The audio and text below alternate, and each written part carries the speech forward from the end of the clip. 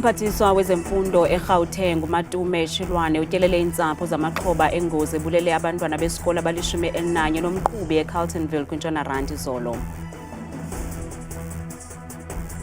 Avele enkundleni ngale ntsasa amapolisa alithoba kwiphondo laKwaZulu-Natal ngokuphathelene nezityholo zokuzama ukubulala usomashishini uThabiso Ngcobo. Zishiyeke zingenamakhaya iintsapho eziliqela kwindawo yaseMathafini eMbombela eMpumalanga emva kokudilizwa kwezindlu zazo.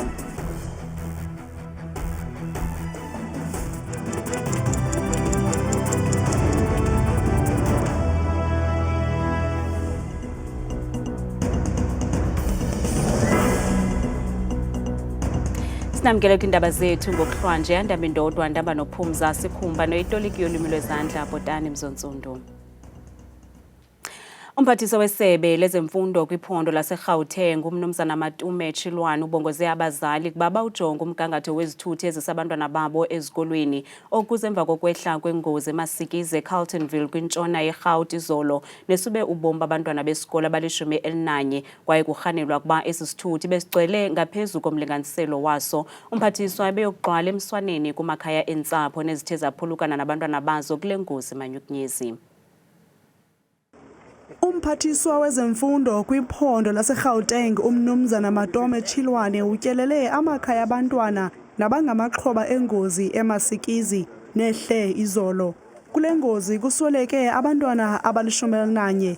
Ingxelo zithi isithuthi sabantwana besikolo sitshayiswe yibhaki ngasemva ze umqhubi waphulukana nolawulo savutha ngumlilo. Umqhubi ngomnye wamaxhoba abhubhileyo. Iintsapho zifuna impendulo ngokusweleka kwabantwana bazo kwaye zixheleke kakhulu emphefumlweni. We're still in shock as a department. However, we've come to make a commitment to the family and also the families that will visit and those that might not be able to make time because of time not visit. To say they should open their arms. There will be more visitors that are going to be coming through to come and pass their condolences, share their pain, because the messages that I've been receiving across are from across the country. The whole country was in shock, passing on their condolences and support to the family. Isithethiso sapho lubhujelwe ngabantwana bane kule ngozi sithi inxeba linzulu kakhulu. Abantwana bengabantwana abaqhelekele kakhulu. Abantwana abahloniphayo. One of them uRenebe besimbiza number 7, she always gets a 7 point. You know, 7, we are an excellent kids. Abanye babantwana bathanda ujoke nje ahlekisa umakhulu wakhe. The other one nje bekumntu okhalimelayo umdala nje ukuthi hayi ayenze order because they are one person all of them. Elimfishane ukuthi bonke abantwana bathandekayo ekakhulu lapha ekhaya kodwa nakule ndawo bahlala kuyo. Usekela sodolophu kumasipala eMerafong uthi iintsapho zamaxhoba ziza kudibana kwiholo yoluntu nalapho kuza kwenziwa uhlolo lwencindi yofuzo i-DNA test ngelasemzini. Kokosi Community Hall will be utilized to meet with families for DNA tests. There's also commitment from the department that counseling will be done for the learners, for the teachers and also for the families. But what we can confirm is that we are unable today to have an assembly with the learners because most of the learners have not been formally informed of this loss. So the teachers will still take a particular process to basically inform them. And we can also confirm that we have 2 funeral parlors, if not 3, actually it's 3, that have confirmed that they will cover the burial of these kids. So it's for our officials, as we indicated earlier on, that we have a team that is made up of the 3 spheres of government for them to then allocate which funeral parlor will cover which family. And we also confirm that we have siblings wherein one child has passed on from one family and the other child has survived. And it was also confirmed to us that at this point in time we only have one child that is in a hospital. Kusenjalo kulindeleke ukuba ezinye iintsapho zingcwabe abantwana bazo kule mpelaveki siya kuyo. Ngamalungu alithoba esipolisa azinikele kwisikhululo samapolisa ePinetown KwaZulu-Natal. La mapolisa atyholwa ngokubandakanyeka kwilinge lokuzama ukubulala usomashishini wase-KZN uThabiso Ngcobo. iNewsroom Africa ikhuphe elibali kwinyanga ephelileyo emva kokuba imoto kaNgcobo inyanzelwe ukuba iphume endleleni yaze yavulelwa ngeembumbulu. Ngelo xesha amapolisa athi oku kwenzeka ngempazamo kwaye yayikukufana nje kwabantu. Ebevela enkundleni namhlanje amapolisa asePinetown eKZN najamelene nezityholo zokudubula imoto kasomashishini uThabiso Ngcobo ngethuba esiya emsebenzini ekuqaleni kukaJuni walo nyaka. Kuvakala ukuba la magosa ebelishumi ewonke kodwa alithoba athi azinikezele emapoliseni. Sithetha nje la magosa ngaphandle ngebheyile ye-R5,000 umuntu ngamnye. During that time, one of the Kholi policemen or the guys that were there bangs on my window with the end of the gun, back of the gun, bangs on the window, tells me to open the door. I look at him, it's a fair guy, looks maybe colored, but I couldn't see 100% of his face because he had a mask on, like a balaclava, or one that you pull up from the bottom, wearing a camouflage, I think, bulletproof vest. He tells me to open, I show him my phone, I tell him I'm on the phone with the commissioner. He bangs, and then from there moves back to the car behind me, which was a Golf 8. He moves back to that car, he then pulls out a rifle from that car and takes a few steps forward and starts shooting. Kulindeleke ukuba babuyele emaplangeni nge-20 ka-August walo nyaka. Uvelile kwakhona namhlanje enkundleni yamatyala umbulalo ogwetyiweyo uRosemary Ndlovu ekunye nalowo atyholwa naye uNomsa Motau. Esisibini sijengene nezityholo zokuzama ukubulala kwakunye nokupheka iyelenqe lokubulala wayesakuba ngumyeni kaMotau otyholwa ngokuba inkabi uJabulani Mtshali nowaqeshwa ukuba abulale umyeni kaMotau ngo-2018 unikezele ngobungqina kwinkundla kamantyi yaseKempton Park namhlanje. Inkosi ngisize ngikhuluma iqiniso. uJabulani Mtshali notyholwa ngokuba yinkabi nowaqeshwa ukuba abulale umyeni kaMotau uxelele inkundla kamantyi eKempton Park namhlanje ukuba uMotau wamthembisa imali efikelela ku-75,000 xa enobulala umyeni wakhe kodwa esithi bayakufumana loo mali emva kokuba efake ibango kwi-life insurance. uMtshali uthi uMotau wamthembisa ukuba uza kuqala ngokumnika imali eyi-15,000 kuqala. Umntwana wathi unenkinga nomkhwenyana wakhe. Umkhwenyana wakhe uyamchithela uya emathaveli ubuye ekseni akasamnaki noma emphakela ukudla akasakudla ukudla kwakhe. Wayesethi inkinga imali akanayo. Imali angaba nayo kungaba okwamanje ngaba yi-15,000. Masingenzeka ukuthi siwenze lo msebenzi wakhe imali azosinikeza yona imali engango-75,000 mase siqeda ukwenza umsebenzi ngoba fanele eqale eyoclaima kuqala meqeda ukuclaima bese yasibhadala. uMtshali ucacisele inkundla eqaleni ukuba uzilibele ezinye iinkcukacha zesisenzo esasicetyiwe esithi wadibana okwesibini noMotau ngomhla wama-23 kuFebruwari ka-2018 ekunye nogxa wakhe ogama lakhe linguNjabulo nalapho uMotau wabanika iinkcukacha ezipheleleyo zokuba uMtshali ambulale njani umyeni wakhe. Wayethe fanele simdubule ngoba ufika egeyithini ehle emontweni ayivulela igede ebuyele emontweni bese yangena. Uthi yena noNjabulo batyiwa sisazela kwaye abazange babe nezicwangciso zokubulala umyeni kaMotau. Uthi emva koko bamxelela umyeni kaMotau ngokuqeshwa kwabo ngunkosikazi wakhe uNomsa Motau.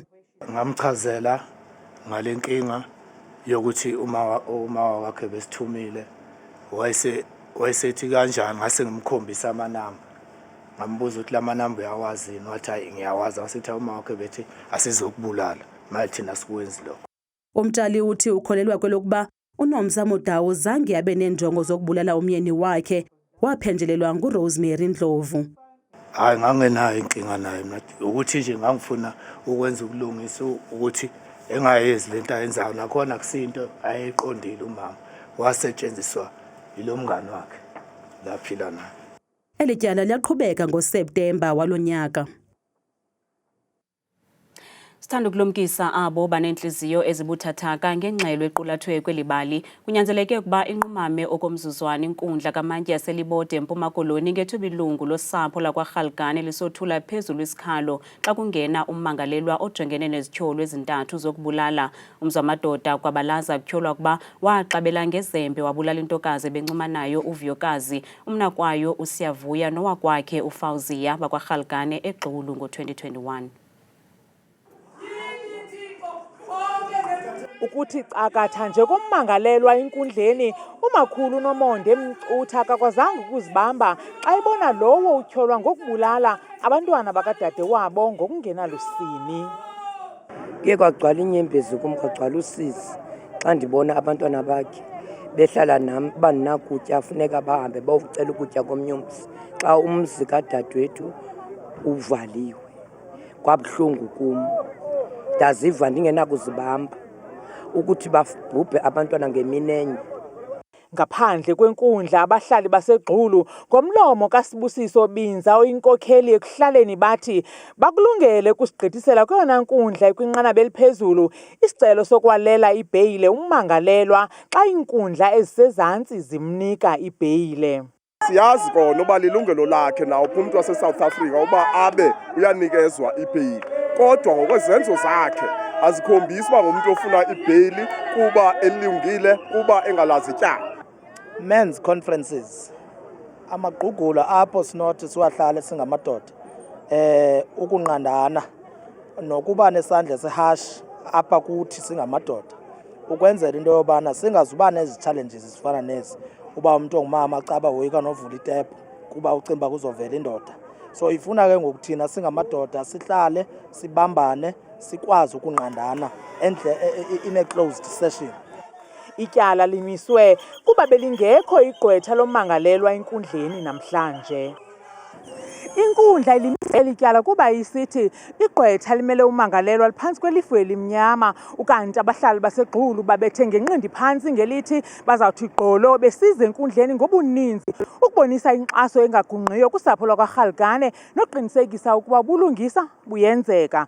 Kwiindaba zethu kuChannel 163 ngokuphathelwa Newsroom Africa, ndinguntsiki Noyiya kwinkundla kamantyi yaselibode eMpuma Koloni. Zintsapho ezingaphaya kwama-30 ezishiyeke ezingenamakhaya eMathafini eMbombela eMpumalanga emva kokudilizwa kwezindlu zazo ebezakhiwe kumhlaba ekungenwe kuwo ngokungekho semthethweni. Abanikazi balo mhlaba iMathafini Trust bafumene isigunyaziso senkundla sokuba zikhutshwe ezintsapho kule ndawo.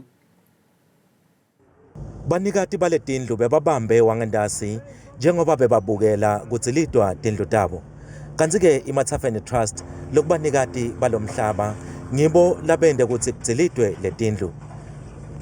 Bathole incwadzi yasenkantolo lebagunyata ukuthi kususwe le mindeni kulandzela ukuthi yakhe emhlabeni ngalokungekho emthethweni.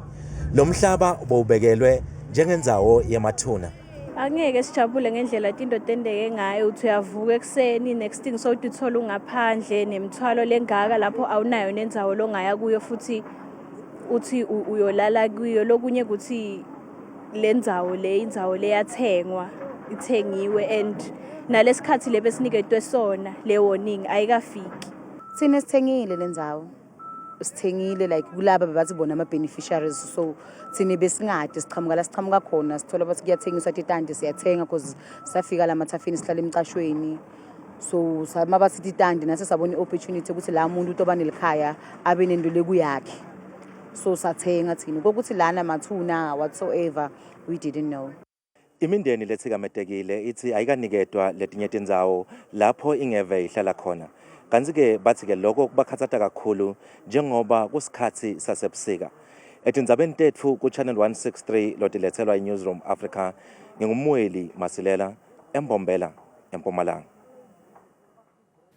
Umphathiswa wokuhlaliswa koluntu unkosikazi Mamuloko Khubhayi uthembise amaxhoba ezikhukhula eNtshona Koloni kuba azakusiwa kwiindawo zokuhlala zethutyana. Umphathiswa utyelele amaxhoba ezikhukhula eKapa ngelokuhlola umonakalo kwiingingqi ezithe zachatshazelwa kwanobom yile mozulu imbi. Umphathiswa wokuhlaliswa koluntu Mamuloko Khubhayi kunye nosekela mphathiswa uThandi Mahambehlala batyelele indawo ezahlukeneyo eKapa ezithwaxwe kanobom zizikhukhula zemvula neshiye umonakalo omkhulu kwiphondo laseNtshona Koloni. Uninzi lwabantu lushiyeke lungenamakhaya kwiphondo liphela kwaye kulindeleke ukuba linyuke inani ngenxa yemozulu kunye nezikhukhula ezinokubakho. Those who are submerged will be moved today to areas where it's more safer. Because this rain continues, there's still level 8 warning. So we do believe that is not going to change. So they'll remain in the waterlogged areas. So we need to move them out today. Iqhiza lezohlangulo kwisebe lokuhlaliswa koluntu kuquka nebhunga labakhi National Home Builders Registration Council lithe qolo lihlola umonakalo ukuze linike inkxaso efunekayo kwabo baphulukene namatyotyombe eMonwabisi, eNew Monwabisi Park naseKuyasa. There are those that were affected by the tornado. Structures have been blown away. We've interacted with them. Others are starting to try and rebuild. Obviously, the material you can see is not going to sustain. So we've committed that we are working around the clock. Latest Saturday, the material will be on site delivered by the team. We're working together with the ward councillor to ensure that we provide interventions. Sodolopho seKapa uJordan Hill Lewis uthi basondele kwi-20,000 abantu abathe bachatshazelwa zizikhukhula kwesisixeko. Imozulu nesaqhwithi yaqhubeka ukuntlitha indawo ezithile zeNtshona Koloni. uJordan Hill Lewis uthi amaxhoba aza kufumana uncedo. We've had massive flooding across the city today. Fortunately, the rain has now stopped, so hopefully that flooding can start to subside. But there are at least 14,000, but probably more, probably approaching 20,000 residents that are severely affected with flooding in their homes. And we've got 8 or 9 rivers that have burst their banks, so very severe flooding today. Today was going to be the worst day, so hopefully the worst is now finally behind us. Ezinye izikolo kuye kwanyanzeleka ukuba zivalwe. Up until about lunchtime yesterday, we still hadn't made that decision. But, monitoring the weather services, we then made the decision yesterday afternoon, and those are the closing of the schools for the day. We'll make that decision again today from disaster management, that they will be open tomorrow or we will keep them closed. It just depends on the severity of the rain and the storms and the flooding. And we'll make that decision again. Iziko lezomozulu lithi le mozulu imbi iseza kuqhubeleka phambili eNtshona Koloni. uRhulani Mokoena ubhengezwe njengomqeqeshi omtsha weqela elingompondo ezihlanjiwe kwelaseMorocco iWydad Casablanca ukuze emva kokuba lukaMokoena ethe wawuqhawula umtshato neMamelodi Sundowns kweziveki ezimbini ezidlulileyo. Ukumoshakala kobisi kukulunga kwamasi. Kalako kwiveki epheleyo iMamelodi Sundowns iwuqhawula umtshato noRhulani Mokoena. Kutheke ungensuku zatywala emva koko kwabakho amahumhumu wokuba lo kaMokoena uyafunwa kumantla eAfrika. Ngenene ke namhlanje ompondo zihlanjiwe baseMorocco iWydad Casablanca banqinile ukuba uRhulani bamtyikitile ngumqeqeshi wabo. Isinqumo esihle lesi esithathe uRhulani Mokoena. Leli ithuba lakhe lokuthi akhombise abantu ukuthi impumelelo abenayo kuMamelodi Sundowns ibingenziwa imali kuphela. Kodwa uma ehamba eyothatha iWydad ayisuse kunombolo 6 ayibuyisele kuChampions League, lokho kuzokhombisa abantu ngempela ukuthi lo muntu uyakwazi ukuqhubeka aphumelele noma engasekho kuMamelodi Sundowns. Zindaba ezimnandi ke ezingakumbi kwicandelo lebhola ekhatywayo kweli kuba abaqeqeshi bethu bayakhanukwa kwaye bayabukwa ezizweni. Into enziwa abaqeqeshi baseNingizimu Afrika ngibala uFatlu Davids uPitso Msimani manje naye uRhulani Mokoena ukuthi imisebenzi yabo yabonakala. Ukanti uRhulani ugalelekile kwelaseMorocco namhlanje kwaye iWydad kulindeleke ukuba imbhengeze ngokusesikweni lonyana womgquba. Masiphosa amehlo kwimozulu nesiphathelwe ngithabile Makhaphela.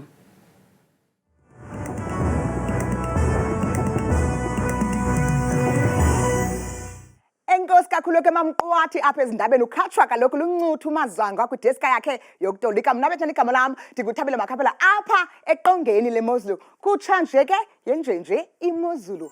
Siyeke siyiphawule ubukelo kaloku apha ekhaya ngeziganeko zambanje ukutshisa kwelanga, ukubhudlwa kwemimoya nengqele emangatha kakhulu kwabubele ngexesha liqela lapha ebusika kuyabanda mpela phaya kwindawo ezikumbindi siyabona phaa kaloku kodiyara futhi lamaqondo okutshisa aphantsi ngeyona ndlela phaya ifikela kaloku 5 degrees ihambe imini yabo futhi bapha futhi ediyara phaa kopriska ngo-19 degrees qabaqaba njengamafu yonke emva kwemini yangomso amaqondo wakho ke bukeli wami aphansi naphezulu phaya ephondo laseMpuma Koloni imbi imeko kakhulu phaa Manqinise futhi iMaxongo umzekelo phaya eBurgersdorp bevuswa ngu-1 ebanda kakhulu yonke nje imini yangomso ephondo lase-Free State ngomso elikumbindi ke apha eMzantsi Afrika kuphaka loko Bloemfontein phaya bevuka futhi ngayela 1 bayayisonga imini ngelanga elingephi kodwa kuyabanda phaa ngorhatya futhi ngamashumi 20 wembukeli wami azakhatshwe kaloku sisine nansi bethuna imozulu phaya ephondo laseNtshona Koloni ngomso njengapha kwimpuma yeli phondo umzekelo phaka lokho eGeorge neziphaluka phaya ifana nqwa imozulu yabo naphaka lokho eGeorge nase-Oudtshoorn ngo-14 degrees beyivala imini ngamafu ka-18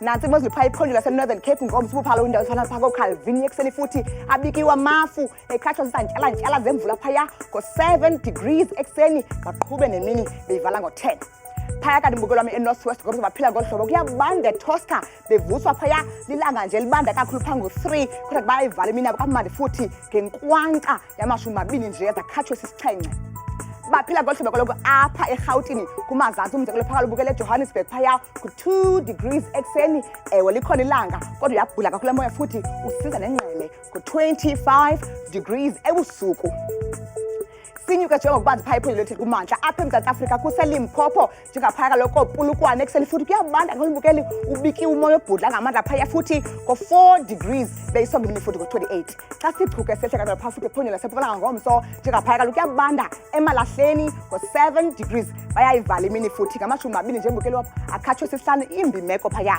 e-Emelo ngo-6 ekuseni okokugqibela kuphaka loKwaZulu Natal njengapho indawo eziphakule kuhluka ephondo futhi ePhongolo umzekelo phaa kuyabanda ngo-10 degrees bayayisonga beyivala imini yabo futhi ngama-30 akhatshwa sisithathu kuyabanda eKokstad ekuseni ngo-5 itsho kaloku imozulu imeko afika ihambe imozulu mna ndodwa sithetha kangaka xesha limyole